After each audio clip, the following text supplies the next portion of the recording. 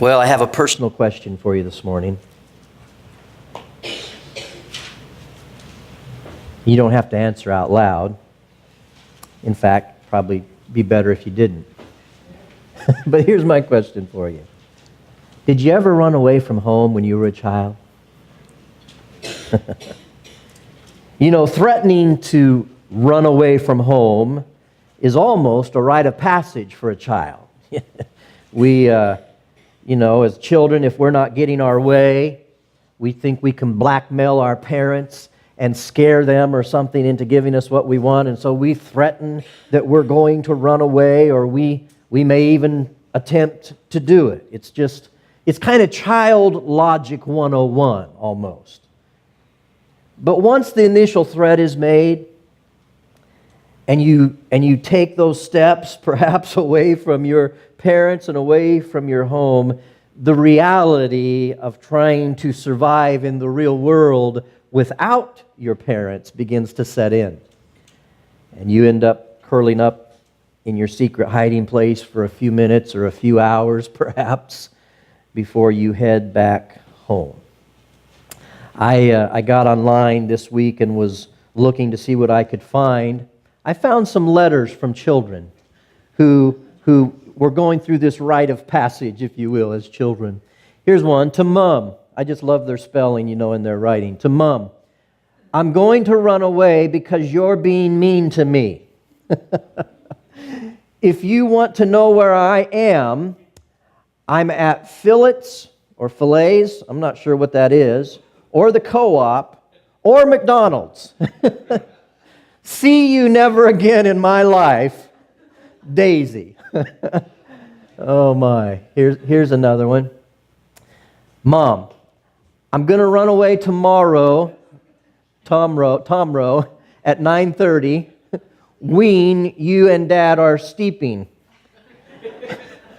Be sure to say goodbye forever. Emily. P.S. I will be packing tonight. Okay. Dear Mom, I've run away to start a new life. I will miss you while I'm gone. Love, Christian. And perhaps, as I like to try to do, I save the best for last. You may not be able to read it. It's not quite as dark. I am running away because you think I farted.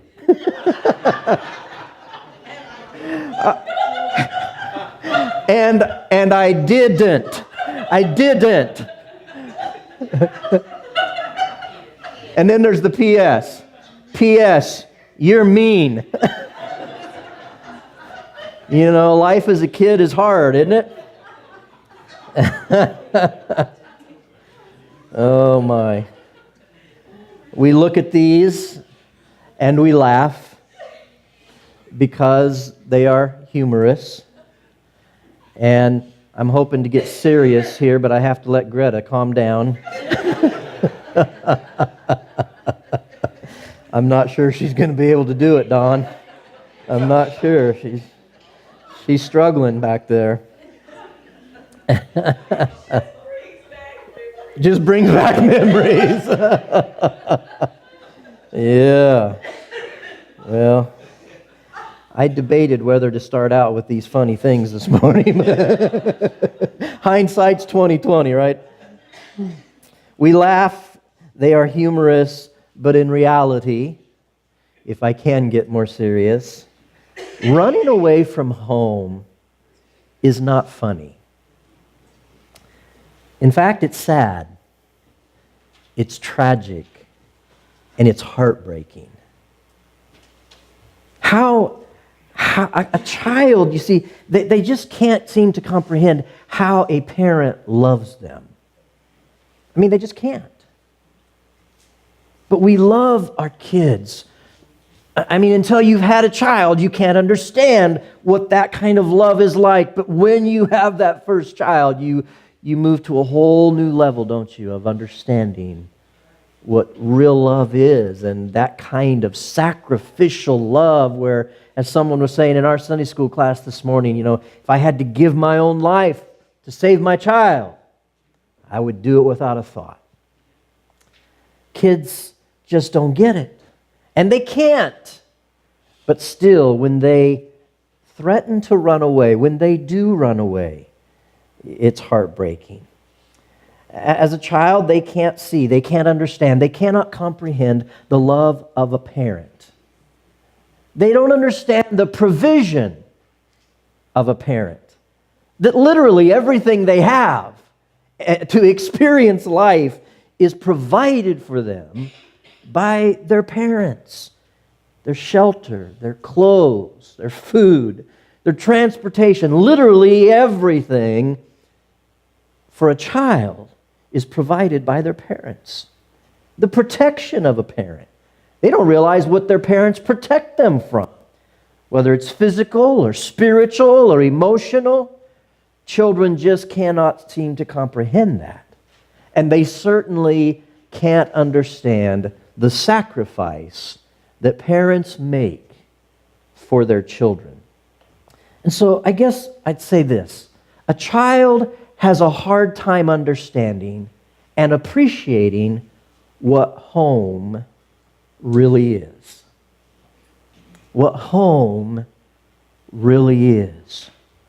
What home is all about. They just don't get it. And this morning for us, I would say this. For the Christian, home for us as God's children is where we are able to experience and enjoy the love and the provision and the protection of God. Home. Home is the place where you and I are able on a regular basis to hear that voice. Capital letters. The voice. Not just any voice, but the voice of one who says, "You are my beloved child, in whom I am well pleased, and on whom my favor rests." This is the same voice that spoke those very words to Jesus at his baptism.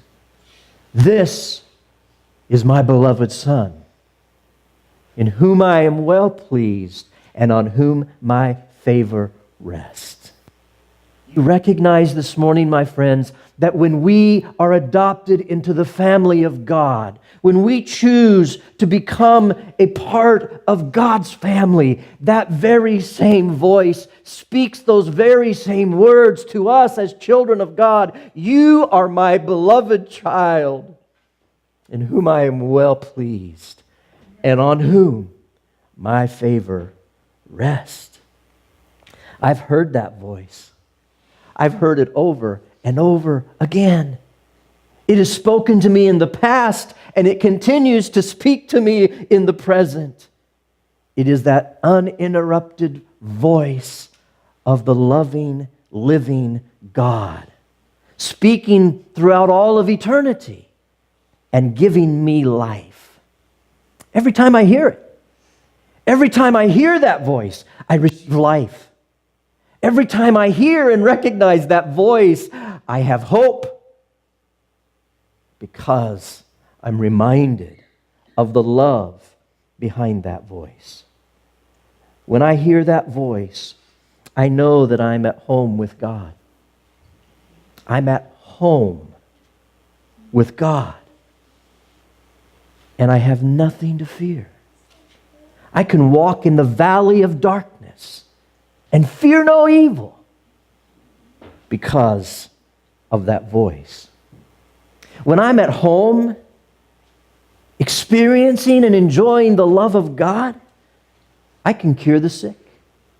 I can cleanse the lepers. I can cast out devils. I have been given authority by this voice from heaven. Having received without charge, I can now give without charge. As I hear that voice and as I live at home, I can suffer persecution without desire for revenge. because I know I am loved. I'm at home. I can receive praise in my life without using it to try and prove how good I am, because I no longer have to prove my value or my worth, because I know from the voice that I hear how I am loved and provided for. Amen. And that God is watching over me. I can be tortured and killed and still know down deep that love is greater than death. I'm free to live and give life. In fact, I am also free to die while giving life. This love is amazing. This home that we have is incredible. And this voice that we hear is amazing. Yet in our text today, we see this son, the son of a loving father who decides to leave home and walk away from all that that home represents. It's amazing, isn't it? That a son with that kind of a home would choose to run away. We refer to this as the parable of the prodigal son, the lost son. I'm calling this message the son who ran away. In actuality, as you study this passage, this is a parable of the unbelievable, unfailing, unconditional love of God. But if I am to understand the deep, deep mystery of the love of God, then I and you along with me need to look honestly at the reality of this son's radical rebellion and his rejection of the love of his father. I want to share with you a very personal story this morning. When I was 4 years old, my father left. It's the first conscious memory I have as a little boy. My dad was walking out carrying a big box. I didn't know what was in it, but come to find out it was all of his clothes. He was leaving and leaving for good, and my folks got a divorce. And so my mom had custody of 3 little boys. 3 little boys. Our ages were somewhere along, probably my older brother was around 6, I was 3 or 4, and my youngest brother was just a toddler. I didn't realize it back then, but my mom worked like crazy to take care of these 3 little boys. It was a very challenging task. You know, it's hard enough for 2 people, a mom and a dad, to raise children. It's hard enough as parents when we're trying to raise children, when we're doing it together as a couple. But when you try to raise children as a single parent, whether you're a mom or a dad, I mean, it is a challenging task. And it was tough for my mom. Once again, I didn't understand that as a kid. But as I look back, I see, and I've talked with my mom over the years, finances were very, very tight. And my mom worked hard. She worked at a full-time job, and we actually had a babysitter that would come and be with us during the day. And my mom worked her tail off to provide for us kids.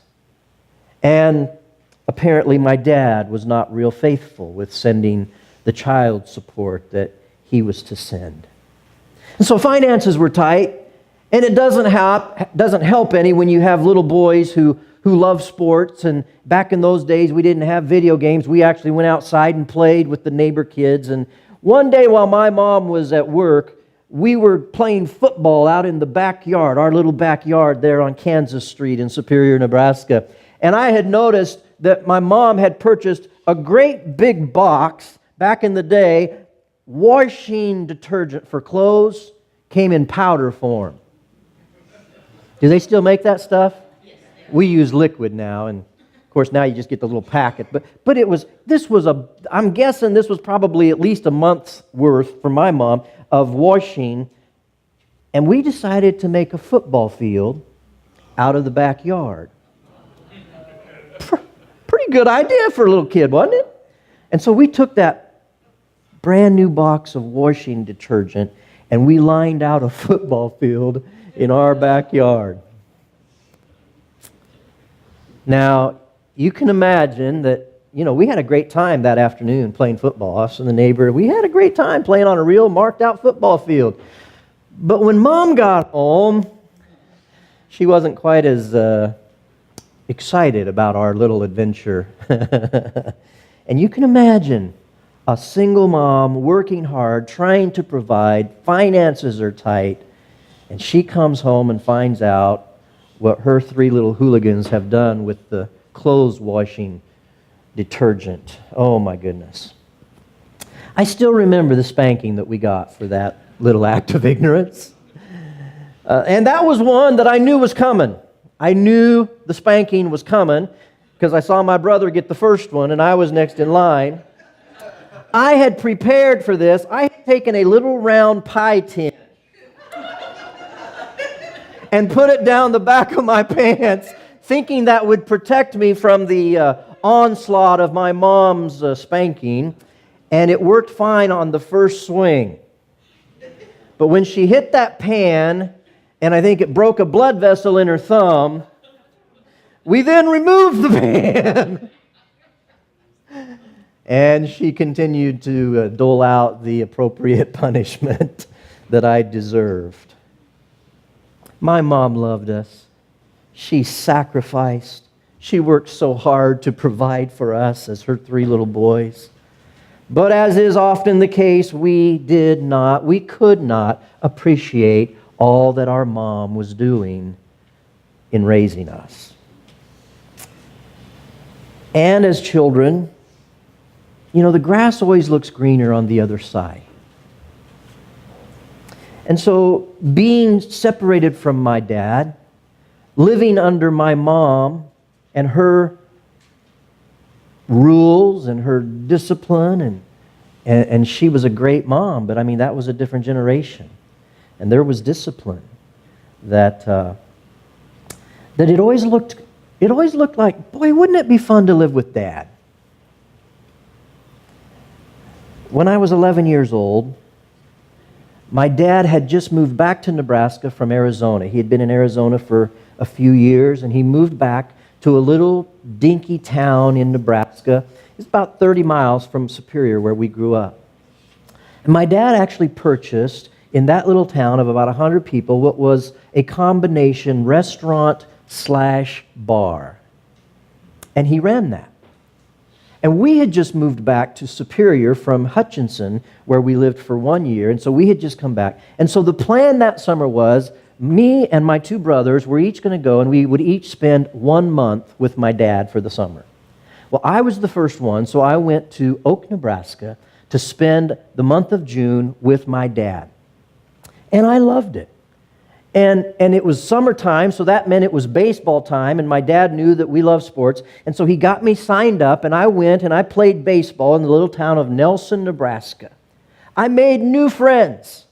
Got me a little mini bike, and my friends, they had scooters or mini bikes, and in towns of 100 people, there's no police, and so we literally just, as young kids, were riding on our scooters all over the place, and there was a river nearby, and we would go down and mess around at the river. I was just having a good time.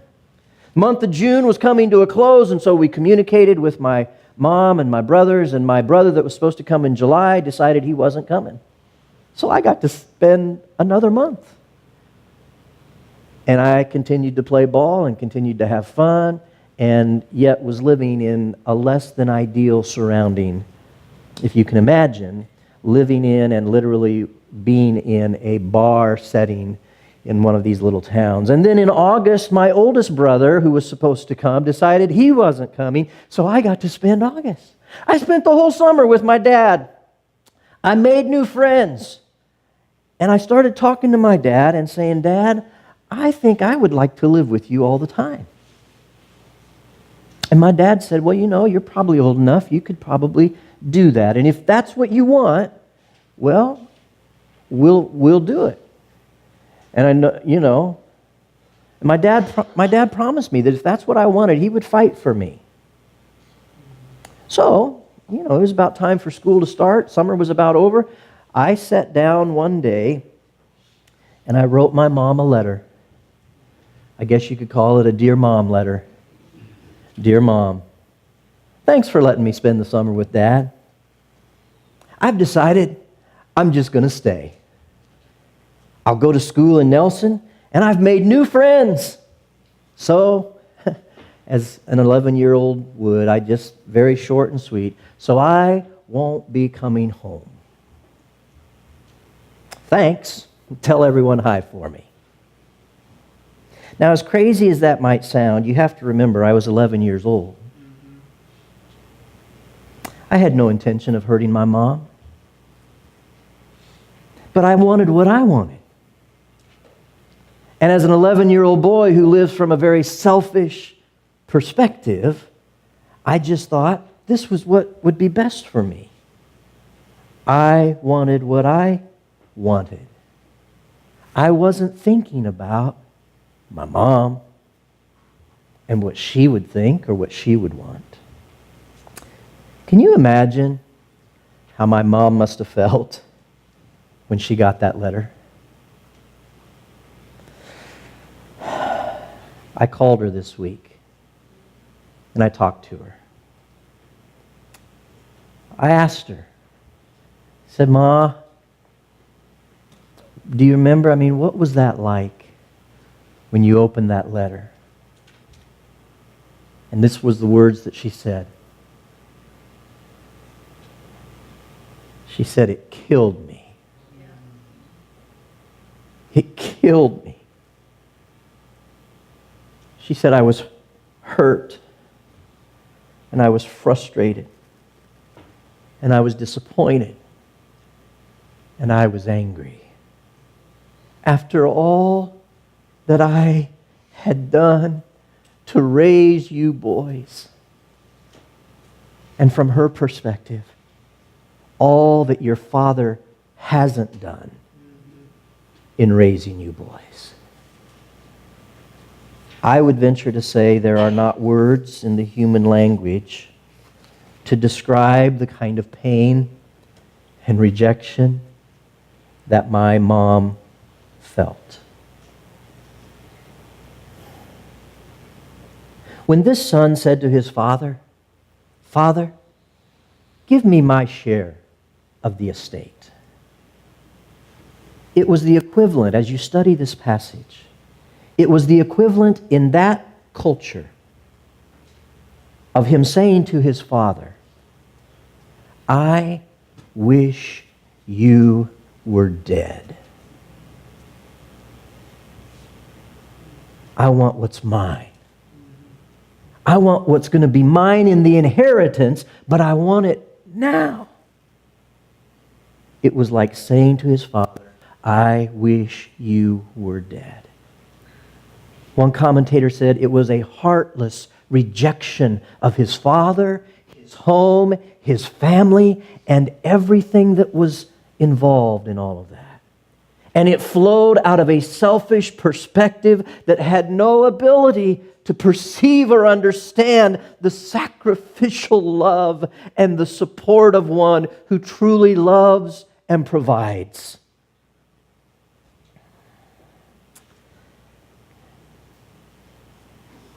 Can I just remind you what home is?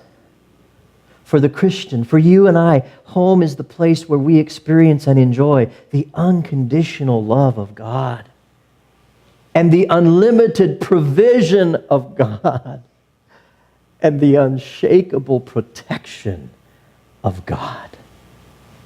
Home for you and I is where we hear that voice that says, "You are my beloved child. On you, my favor rests."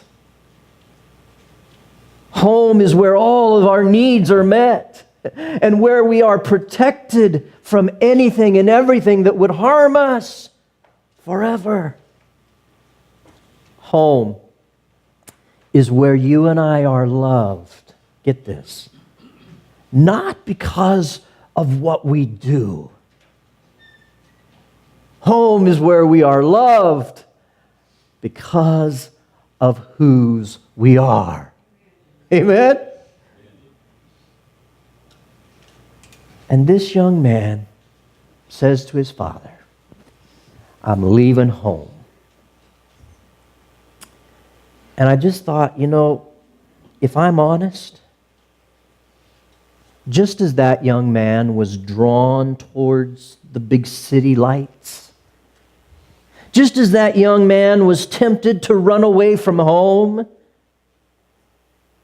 in spite of all that involves, that home, in spite of that incredible voice, that affirming voice, that assuring voice, that loving voice that says, "You are my beloved child. In you I am well pleased, and on you my favor rests." In spite of all of that, he was drawn to the distant country, the far country. And the reality is this morning, my friends, so am I. So are you.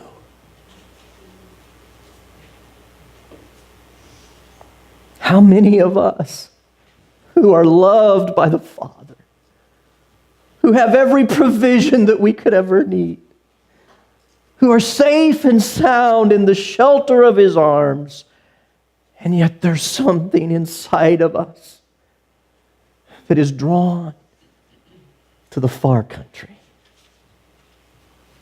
There's something attractive. There's something alluring about the far country. You see, it's not only that this son was running away from something. He was running to something. He was running to something that had been off limits. Something that was mysterious. Something that was unknown to him. He was running to that which appeared to be so exciting. But what he found, was that in the far country, as long as he had money, as long as he included others in his fun and he was paying the bill, as long as things were going well, he had all kinds of friends. But when his money was gone, so were they. So were they. And this young Jewish man found himself feeding pigs on a farm, and he was so hungry that the slop he was feeding to the pigs began to look good to him. He hit bottom. And one day, the Bible says, he came to his senses and he thought, I realized I could never go back home and be a son of my dad after all that I've done to him. I literally disowned him. I literally walked away from everything that I had. I could never go back as a son, but even my father's servants live better than I'm living now. That's quite a revelation, isn't it? Even my father's servants live better than I'm living now. And this young man discovered that alluring, attractive far country was all a mirage. It was a deception. It wasn't real. It was empty. And it left him feeling hollow on the inside.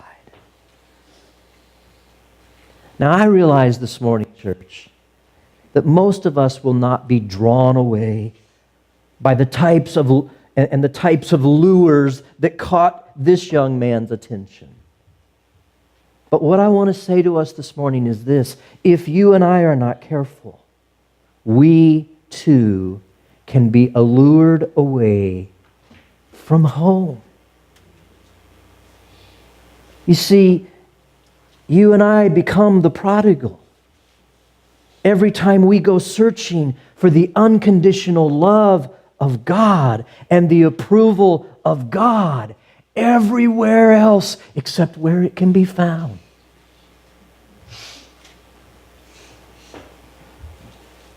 I become the prodigal son when I look to the world for love and acceptance. I become the prodigal son when I begin to accept the world's standard of success and I start going after it rather than remembering that all that I need, I already have. The accumulation of wealth and power, the attainment of fame, fortune, and success. Every time I go running out into the world to try to find the very things that God has already provided for me at home, I am the prodigal.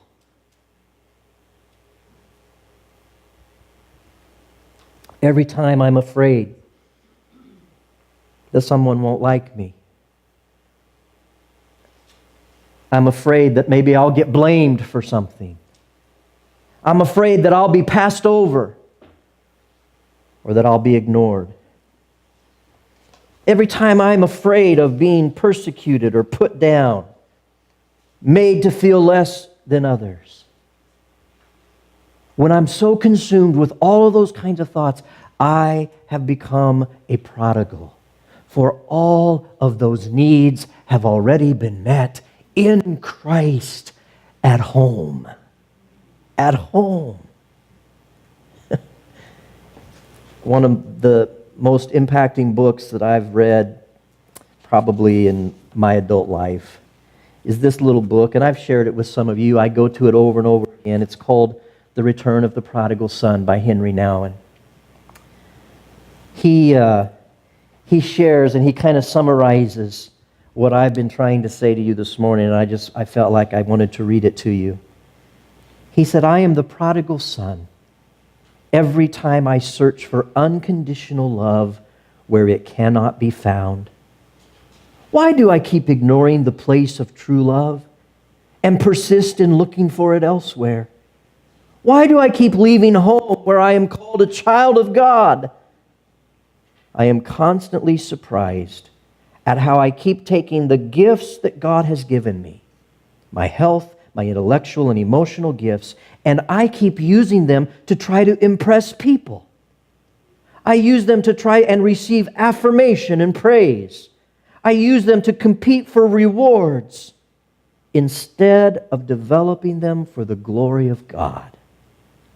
Yes, I often carry them off to a distant country, and I put them in the service of an exploiting world that does not know their true value. It's almost as if I want to prove to myself and to my world that I do not need God's love, that I can make a life on my own, and that I want to be fully independent. But beneath it all is the great rebellion and the radical no to the Father's love. I wish you were dead. The prodigal son's no reflects Adam's original rebellion, his rejection of the God in whose love we are created and by whose love we are sustained. It is the rebellion that places me outside of the garden, out of the reach of the tree of life, and it is the rebellion that makes me dissipate myself in a distant country.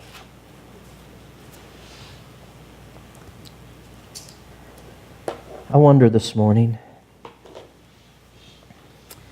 if Jesus were to come through those back doors this morning in physical form, if Jesus were to walk into this room come up to this platform, and his eyes began to scan across this congregation.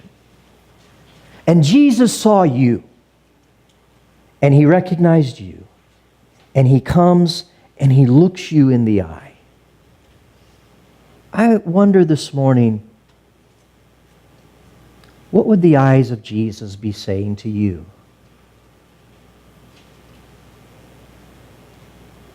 If Jesus were to look at you this morning, what do you think he would say to you? He doesn't even have to use words. He just uses his eyes. Would he say something like this? I am so sick and tired of your failures. When are you going to get it right?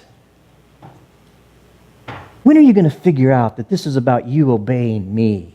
Don't you know that I gave my life for you?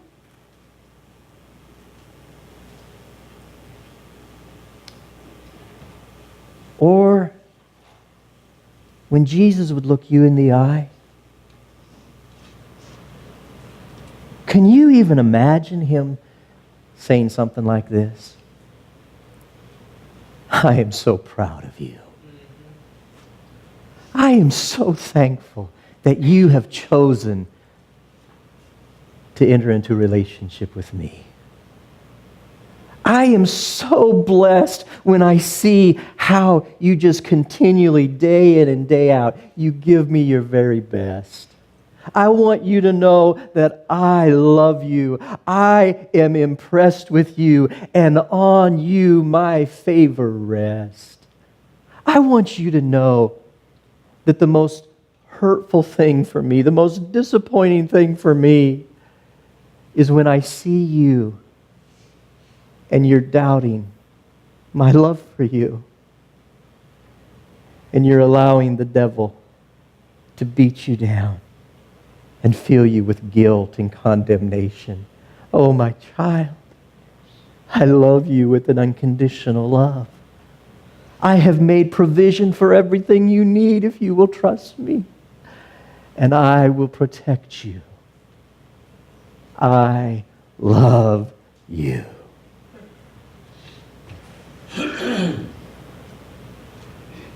And so, here's what I believe the Lord has given me for you today. God wants you to know that he loves you more than you can even comprehend. And he understands how human you are and why that's so hard to comprehend. He wants you to know that he longs for you to experience that love and to enjoy that love on a daily basis. He wants you to know that the only place that you will ever find and experience that kind of love is right at home, not in the far country, not in the distant country. Oh, he wants you to know this morning, and he wants you to be honest about the drawing power of the world and the flesh and the devil. It's real. But he wants you to be reminded this morning that the far country, it's a mirage. It's a deception. It never pays what it offers. What it shows you at the front door is never what it presented to you once you reach the back door. The far country will leave you feeling empty and shallow and hollow and dead. And he wants to remind you that the choice is yours. You and I can choose to run away from home, trying to find all the things that we, from our selfish perspective, think we need. Or you can choose to run home. You can run home this morning. And the good news, my friend, is that if you choose to run home, The Father is running already to meet you. Amen.